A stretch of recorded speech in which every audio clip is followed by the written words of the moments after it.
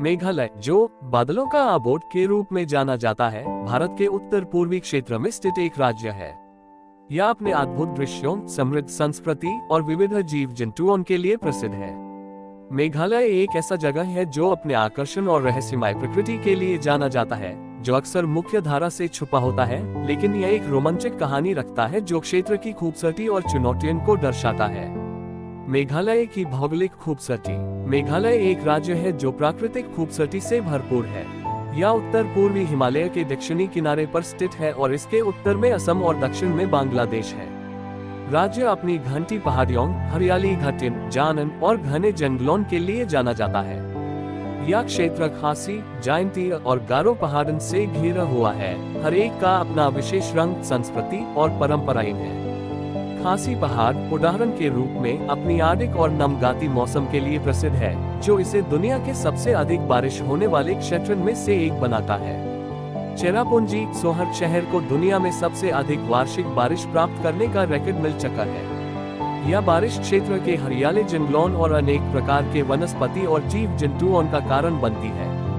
मेघालय की इतिहास। 1972 में राज्य बनने से पहले मेघालय असम क्षेत्र का हिस्सा था, लेकिन इसका अपना एक अलग पहचान और संस्कृति थी, जो मुख्यतः यहाँ के इंडिजिनस जनजातियों जैसे खासी, गारो और जयंतीय लोगों द्वारा प्रभावित थी।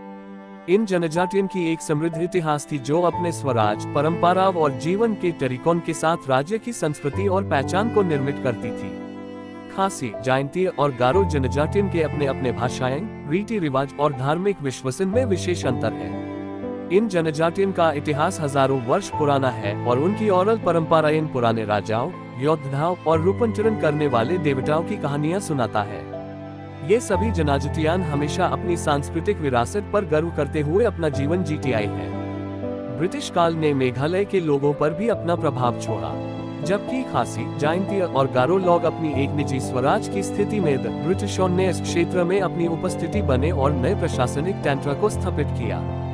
ब्रिटिशों ने व्यापार के राष्ट्र और संसाधन व्यवस्थापन में भी प्रभाव डाला, जो कि इन जनजातियों के परंपरागत रीति रिवाजों को प्रभावित करता था।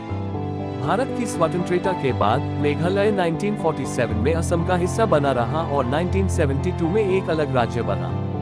राज्य की मांग विशेष रूप से यहाँ के इंडिजिनस समुदायों द्वारा अपनी संस्कृति, परंपरा और जीवन के तरीकों को सुरक्षित करने के लिए की गई थी, जो उन्हें महसूस हो रहा था कि बड़े असमी सभ्यता के द्वारा अपनाए जा रहे थे।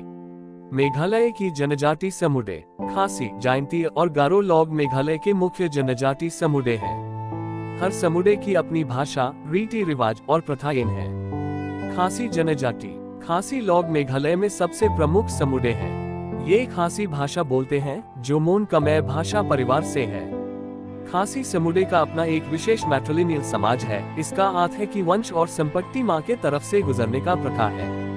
ये व्यवस्था भारत में अनोखी है और महिलाओं को समाज में एक उचित स्थान देती है। घर की संपत्ति का विरासत सबसे छोटी बेटी को मिलती है और वे परिवार के प्रमुख के रूप में काम करती है। खासी लोगों की अपनी एक समृद्ध लोककथा परंपरा है, जो उनके मूल देवताओं और काल्पनिक प्राणियों के बारे में कहानियां सुनाती है।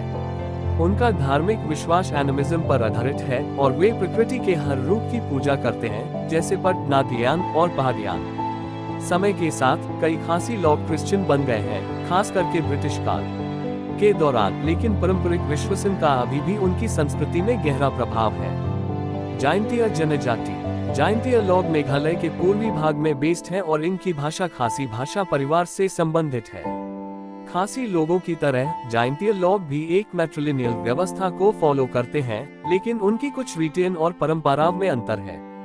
जयंतीय समुदाय के पास लोक संगीत और नृत्य की एक समृद्ध संस्कृति है और वे अपने खेती बाड़ी के प्रक्रियाओं के साथ जुआ कई त्योहार मनाते हैं। जयंतीय लोग भी अपने धार्मिक विचारण में एनिमिज्म को अपनाते हैं, लेकिन क्रिश्चियनिटी का प्रभाव यहाँ भी विशाल है और उनका धार्मिक जीवन प्राचीन विश्वासन और क्रिश्चियन सिखियों का मिश्रण है। गारो जनजाति। गारो लोग मेघालय के एक बड़े जनजाति समुदाय हैं और यह राज्य के पश्चिम भाग में बेस्ड है। गारो भाषा तिब्बतो बर्मन भाषा परिवार से है। खासी और जयंतीय लोगों के विपरीत गारो लोग एक पुरुष प्रधान सामाजिक व्यवस्था को अपनाते हैं। उनका धार्मिक विश्वास एनिमिज्म और क्रिश्चियनिटी का मिश्रण है और उनकी संस्कृति संगीत, नृत्य और त्योहारों से समृद्ध है।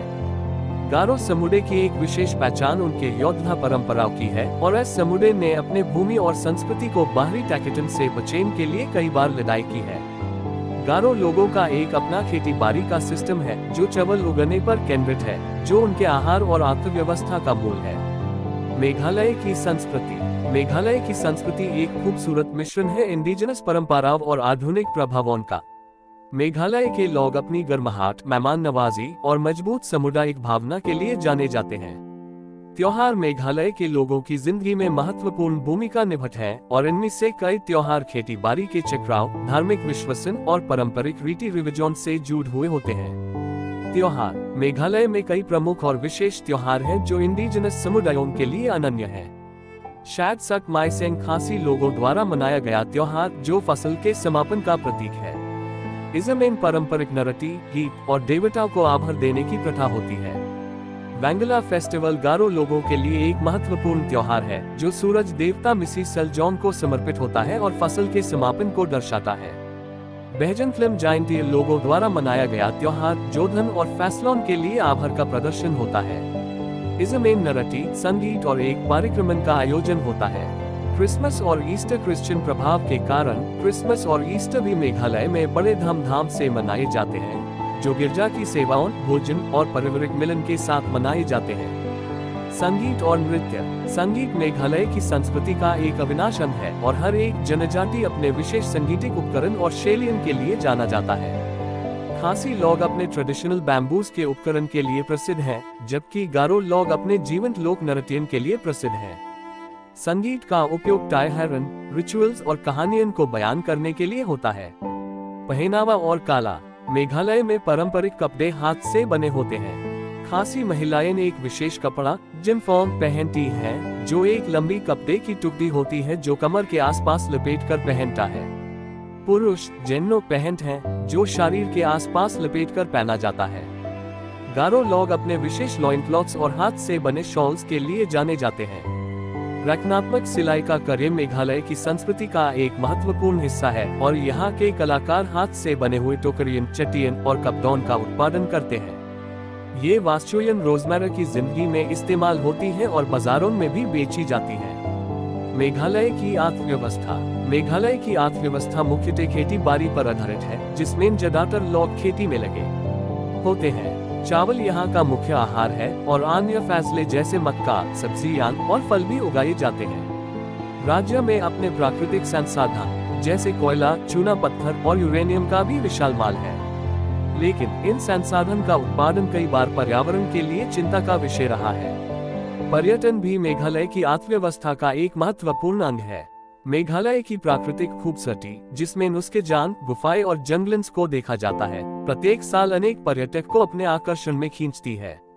चेरापूंजी, मोलिनोंग और लिविंग रूट ब्रिजेस कुछ मुख्य पर्यटन स्थल हैं। मेघालय की चुनौतियां।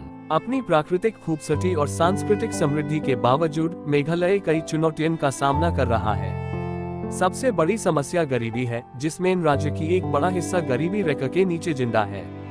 राज्य को भी इंफ्रास्ट्रक्चर की कमी, स्वास्थ्य सेवाओं में कमी और शिक्षा में अंतर का सामना है। पर्यावरण की समस्याएं भी एक विशेष चिंता का विषय है। कोयला और चूना पत्थर का खनन कई हिस्सों में वनों की कटाई और मिट्टी के एरोजन का कारण बना है।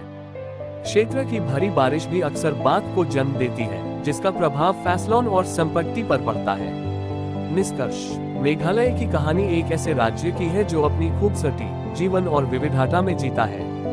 राज्य का समृद्ध सांस्कृतिक विरासत, उसके अद्भुत प्राकृतिक दृश्य और उनके लोगों की गर्माहट ऐसी भारत का एक अनन्य हिस्सा बनाती है। लेकिन यह भी कुछ चुनौतियों से गुजर रहा है, जो विकास, इंफ्रास्ट्रक्चर और पर्यावरण सुरक्षा से संबंधित है। मेघालय के लोग अपने पारंपरिक मूल्यों को बरकरार रखते हुए आज के युग के कठिनाइयों से निपटने की कोशिश कर रहे हैं। जब तक राज्य अपनी सांस्कृतिक पहचान को सुरक्षित करते हुए नए विकास के अवसर को अपनाने में सफल होता है, तब तक उसका भविष्य प्रतीक्षा की तरफ देखता है। मेघालय का भविष्य उसके लोगों के हाथ में है, जिन्होंने हमेशा अपने भूमि, संस्कृति और परंपराओं के प्रति अपना विश्वास बनाए रखा है।